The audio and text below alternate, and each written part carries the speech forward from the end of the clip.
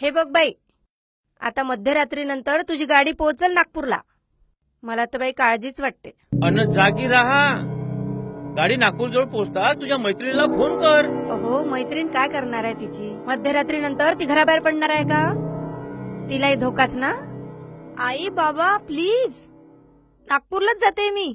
राज्याची उपराजधानी आहे ती आणि मुख्यमंत्र्यांचं गावही आहे. अगं, मुख्यमंत्र्यांच्या घराजवळ दिवसा ढवळ्या खून होत आहेत. 3 खून झाले आतापर्यंत, सांगतात ना तिथले लोक. हो, नेत्यांनीच गुंड वाटून घेतले. मग तो कोण तिथला डॉन, त्याला वाड्याचा आश्रय आहे म्हणे. आणि खंडणीखोर गुंडच नगरसेवक झाले. मुख्यमंत्र्यांचे आशीर्वाद आहे म्हणे त्यांना. तुमचंही बरोबरच आहे. आमदारांची मुलं म्हणे गुंडगिरी करतात. आता राजकारण म्हटल्यावर हे सगळं चालणारच. जाऊ द्या.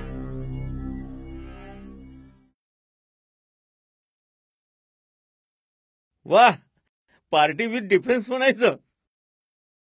संस्कृतीच्या गप्पा मारायच्या आणि आपल्या शहरात गुंडगिरी, खून, बलात्कारांनी थैमान घातलंय.